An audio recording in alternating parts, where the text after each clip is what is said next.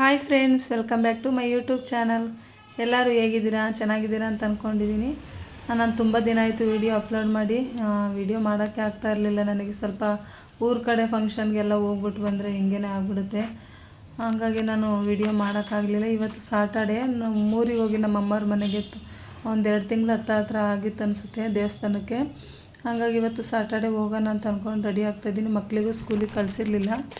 ಇನ್ನು ಬೆಳಗ್ಗೆ ಎದ್ದು ಮಾಮೂಲಿ ಬಾಗಿಲೆಲ್ಲ ನಿನ್ನೆ ಶುಕ್ರವಾರ ರಂಗೋಲಿ ಎಲ್ಲ ಹಾಕಿದೆ, ಅದೆಲ್ಲ ಗುಡಿಸಿ ಇವಾಗ ಮತ್ತೆ ಹೊಸ್ದಾಗೆಲ್ಲ ತೊಳೆದು ರಂಗೋಲಿ ಹಾಕ್ತಾಯಿದ್ದೀನಿ. ಇನ್ನೇನು ಮಾಮೂಲಿ ಮನೆ ಒರೆಸ್ಬಿಟ್ಟು ಸ್ನಾನ ಮಾಡ್ಕೊಂಡು ದೇವ್ರ ಪೂಜೆ ಮಾಡಿ ಹೊರಡೋದೆ ನಮ್ಮಮ್ಮವ್ರ ಮನೆಗೆ. ಆಗಲೇ 2 ತಿಂಗಳ ಮೇಲೇ ಆಗಿತ್ತು ದೇವಸ್ಥಾನಕ್ಕೆ ಹೋಗಿರಲಿಲ್ಲ.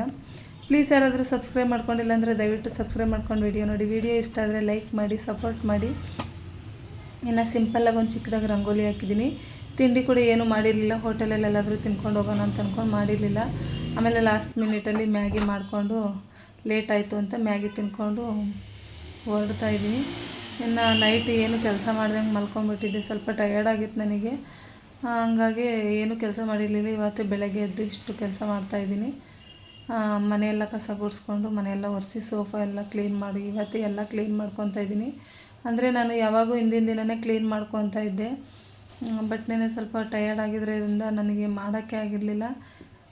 ಬೇಗ ಎದ್ದೇಳೋಕ್ಕೂ ಆಗಿರಲಿಲ್ಲ. ಆಗಲೇ 6:30 ಆಗಿತ್ತು ಟೈಮು. ಇವಾಗೆಲ್ಲ ಕೆಲಸ ಮಾಡ್ತಾಯಿದ್ದೀನಿ. ಊರಿಗೆ ಹೋಗಬೇಕು, ಬಟ್ ಬೇಗನೆ ಹೋಗ್ತಾಯಿದ್ವಿ. ನಮ್ಮೂರು ತುಂಬ ದೂರ ನಮ್ಮಮ್ಮವ್ರ ಮನೆ. ಅಂದರೆ ಈ ಸಲ ಲೇಟಾಗಿ ಹೋಗ್ತಾ ಇರೋದು. ಆಲ್ರೆಡಿ ನಮ್ಮ ಅಕ್ಕವರೆಲ್ಲ ಹೋಗಿದ್ದಾರೆ ದೇವಸ್ಥಾನಕ್ಕೆ. ನಾನು ಇವತ್ತು ಹೋಗ್ತಾಯಿದ್ದೀನಿ.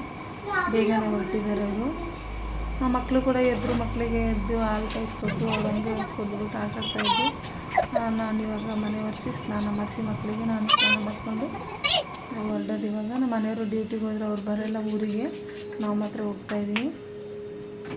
ಇನ್ನು ಸ್ನಾನ ಎಲ್ಲ ಮಾಡಿಕೊಂಡು ಮುಖಕ್ಕೆ ಕ್ರೀಮ್ ಹಚ್ಕೊಂಡು ಇವಾಗ ಎಲ್ಲ ರೆಡಿ ಆಗ್ತಾಯಿದ್ದೀನಿ. ಮಕ್ಕಳಿಗೂ ರೆಡಿ ಮಾಡಬೇಕು, ನಾನು ರೆಡಿ ಆಗ್ತಾಯಿದ್ದೀನಿ. ಆಗಲೇ ಬೇರೆ ಹೊಟ್ಟೆ ಹಸಿವು ಆಗ್ತಾಯಿತ್ತು. ಇನ್ನು 8:30 ಆಗೋಯ್ತು. ತಿಂಡಿ ಮಾಡಬಾರ್ದು ಅಂದ್ಕೊಂಡೆ. ಆಮೇಲೆ ಬೇಡ ಮ್ಯಾಗಿ ಆದರೂ ಮಾಡ್ಕೊಂಡು ತಿನ್ಕೊಂಡು ಹೋಗೋಣ ಅಂತ ಮ್ಯಾಗಿ ತಿನ್ಕೊಂಡು ಹೊರಟಿದ್ದೀವಿ. ನಾನಂತೂ ರೆಗ್ಯುಲರಾಗಿ ಮಳೆಗಾಲ ಇರಲಿ ಚಳಿಗಾಲ ಇರಲಿ ಸನ್ಸ್ಕ್ರೀನ್ ಅಂತೂ ಹಾಕ್ತೀನಿ. ಆಯಿಲ್ ಸ್ಕಿನ್ ಇರಲಿ ಯಾವುದೇ ಸ್ಕಿನ್ ಇರಲಿ ಸನ್ಸ್ಕ್ರೀನ್ ಅಂತೂ ಹಾಕಬೇಕು. ಮಿಸ್ ಮಾಡಿದೆ.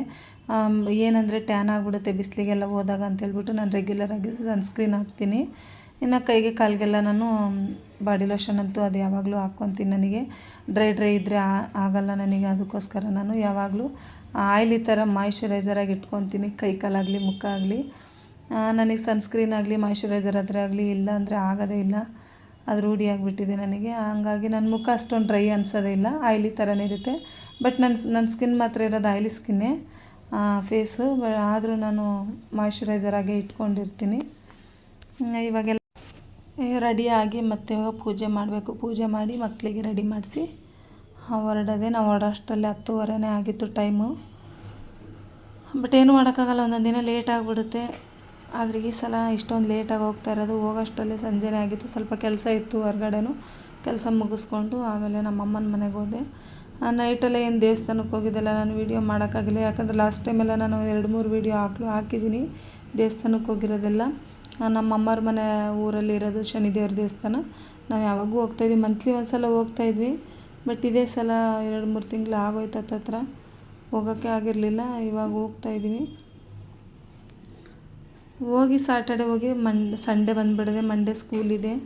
ಇವಾಗ ಸ್ಟಾರ್ಟ್ ಆಗಿರೋದು ಸ್ಕೂಲು. ಮತ್ತು ರಜಾ ಹಾಕ್ಸೋಕ್ಕಾಗಲ್ಲ ಮಕ್ಕಳಿಗೆ ಅಂತ ಅಂದ್ಕೊಂಡು ಸಾಟರ್ಡೆ ಹೋಗಿ ಸಂಡೇ ಬಂದುಬಿಡ್ತೀವಿ.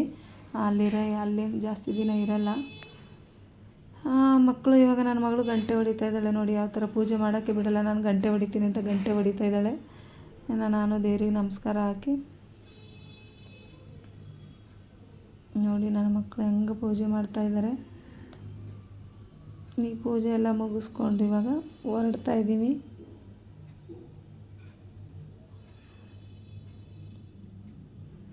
ನಾನು ಎಲ್ಲಾನ ಹೊರಡ್ಬೇಕಂದ್ರೆ ನಮ್ಮ ಗಿಡದ್ದೇ ಚಿಂತೆ ಆಗ್ತಾ ಇರುತ್ತೆ ನನಗೆ. ಬಿಸಿಲು ಜಾಸ್ತಿ ಬೀಳ್ತಾ ಇರುತ್ತೆ ನಮ್ಮ ಮನೆ ಹತ್ರ. ಹಾಗಾಗಿ 1 ದಿನ 2 ದಿನ ಮಿಸ್ ಆಯಿತು ಅಂದರೆ ನೀರು ಹಾಕಿಲ್ಲ ಅಂದರೆ ಆ ಗಿಡ ಫುಲ್ ಒಣಕೊಂಬಿಡುತ್ತೆ. ಅದು ತುಳಸಿ ಗಿಡ ಅಂತೂ ಒಣಗೋಗ್ಬಿಡುತ್ತೆ. ಬೇಜಾರಾಗುತ್ತೆ. ಬಟ್ ಹೋಗೋ ಟೈಮಲ್ಲೂ ಸ್ವಲ್ಪ ನೀರು ಹಾಕಿದ್ದೀನಿ ನಾನು ಬರೋ ತನಕ ಇರಲಿ ಅಂತ. ಇವಾಗ ಹೊರಡ್ತಾ ಇದ್ದೀವಿ. ಇನ್ನು ನೆಕ್ಸ್ಟ್ ಡೇ ಮಾರ್ನಿಂಗ್ ಇದು ಸಂಡೇ. ಬೆಳಗ್ಗೆನೇ ಎದ್ದು ನಮ್ಮಮ್ಮರ ಮನೆಯಿಂದ ಬರ್ತಾಯಿದ್ದೀವಿ. ನಮ್ಮಮ್ಮ ಪಾಪ ಎದ್ದು ಕೆಲ್ಸಕ್ಕೆ ಹೋಗಿದ್ರು, ಅಂದರೆ ಕೆಲಸ ಅಂದರೆ ಹೊಲ್ದಲ್ಲಿ ಕೆಲಸ ಇರುತ್ತಲ್ಲ ಆ ಥರ ಕೆಲ್ಸಕ್ಕೆ ಹೋಗಿದ್ರು. ನಾವು ಬರ್ತಾಯಿದ್ದೀವಿ ಅಂತ ಹೇಳ್ಬಿಟ್ಟು ಬೇಗನೆ ಹೋಗಿದ್ರು. ಬರ್ತಾಯಿದ್ದೀವಿ ಅಂತ ಹೇಳ್ಬಿಟ್ಟು ಸೊಪ್ಪೆಲ್ಲ ಕುಯ್ದು ಮಡಗಿದ್ರು, ಅಂದರೆ ಹೊಲ್ದಲ್ಲಿ ಸಿಗುತ್ತಲ್ಲ ಅದು, ಆ ಸೊಪ್ಪು ಹೆಸರು ಕೂಡ ನನಗೆ ಬರ್ತಾಯಿಲ್ಲ. ಅದು ಕುಯ್ದು ಇಟ್ಟಿದ್ರು. ನಾವು ಹೋಗೋಷ್ಟ್ರಲ್ಲಿ ಹಂಗೆ ದಾರೀಲಿ ನಮ್ಮಮ್ಮ ಸೊಪ್ಪು ಕೊಟ್ಟರು, ಎತ್ಕೊಂಡು ಹೋಗು ಬೆಂಗಳೂರಿಗೆ ಅಂತ ಎತ್ಕೊಂಡು ಹೊಡ್ತಾಯಿದ್ವಿ. ಅದೇ ಗ್ಯಾಪಲ್ಲಿ ಸುಮ್ಮನೆ ರೀಲ್ಸ್ ಮಾಡೋಣ ಅಂತ ನಾನು ನಮ್ಮ ಅಕ್ಕನ ಮಗಳು ಸೇರ್ಕೊಂಡು ರೀಲ್ಸ್ ಮಾಡಿದ್ವಿ ರೋಡಲ್ಲಿ. ಅಂದರೆ ಸೈಲೆಂಟ್ ರೋಡು ನಮ್ಮೂರಲ್ಲಿರೋದು. ಒಂಥರ ತುಂಬ ಇಷ್ಟ ಆಗುತ್ತೆ ಊರು ಬಿಟ್ಟು ಬರಬೇಕಂದ್ರೆ. ಹಳ್ಳಿ ಕಡೆನೇ ಚೆಂದ, ಬಟ್ ಏನು ಮಾಡೋದು, ಬೆಂಗಳೂರಲ್ಲಿದ್ದೀವಿ ಅಷ್ಟೇ. ಆದರೆ ಎಲ್ಲ ಖುಷಿ ಸಿಗೋದು ಹಳ್ಳಿ ಕಡೆನೇ, ನೆಮ್ಮದಿಯಾಗಿ ಜೀವನ ಮಾಡ್ಬೋದು. ಇವಾಗ ಒಂದೆರಡು ರೀಲ್ಸ್ ಮಾಡಿಕೊಂಡು ಆ ರೋಡಲ್ಲಿ ಆ ನೇಚರು, ಆ ಗ್ರೀನರಿ ಎಲ್ಲ ನೋಡಿದ್ರೆ ಅಲ್ಲೇ ಇರಬೇಕಂತ ಅನಿಸುತ್ತೆ. ಇವಾಗ ಹಂಗೆ ಒಂದೆರಡು ರೀಲ್ಸ್ ಮಾಡಿಕೊಂಡು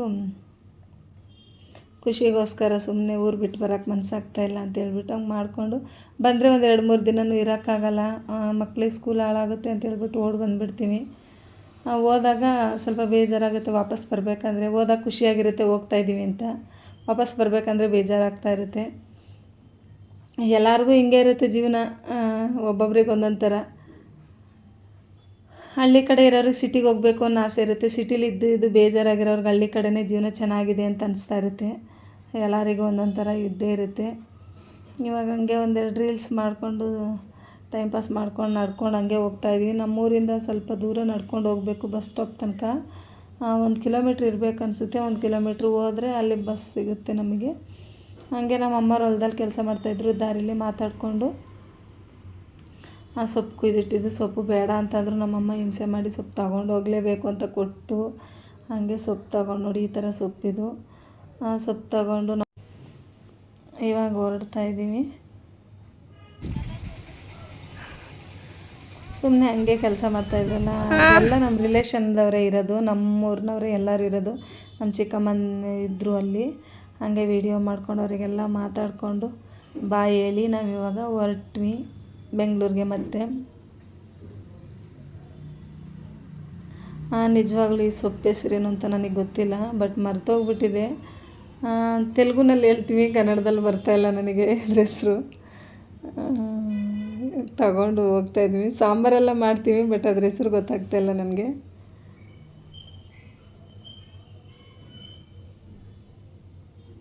ಹಾಗೆ ಇನ್ನು ತಿಂಡಿ ಕೂಡ ಮಾಡಿರಲಿಲ್ಲ, ಹೋಟೆಲಲ್ಲೇ ತಿನ್ಕೊಂಡು ಹೋಗೋಣ ಅಂತ ಹೇಳ್ಕೊಂಡು ಹೋಟೆಲಲ್ಲಿ ಬಂದು ನನ್ನ ಮಕ್ಳಿಗೆ ಇಬ್ಬರಿಗೂ ಮಸಾಲೆ ದೋಸೆ ತಗೊಟ್ಟು, ನಮ್ಮ ಅಕ್ಕನ ಮಕ್ಕಳು ಇಬ್ಬರು ಮಸಾಲೆ ದೋಸೆ ತೊಗೊಂಡಿದ್ರು, ನಾನು ಇಡ್ಲಿ ವಡೆ ತೊಗೊಂಡಿದ್ದೆ.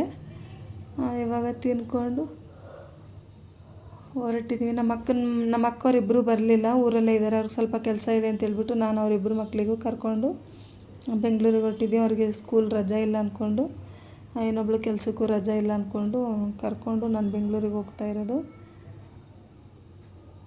ದಯವಿಟ್ಟು ಪ್ಲೀಸ್ ಯಾರು ಸಬ್ಸ್ಕ್ರೈಬ್ ಮಾಡ್ಕೊಂಡಿಲ್ಲ ಅಂದರೆ ದಯವಿಟ್ಟು ಸಬ್ಸ್ಕ್ರೈಬ್ ಮಾಡ್ಕೊಂಡು ನೋಡಿ. Thank you for watching.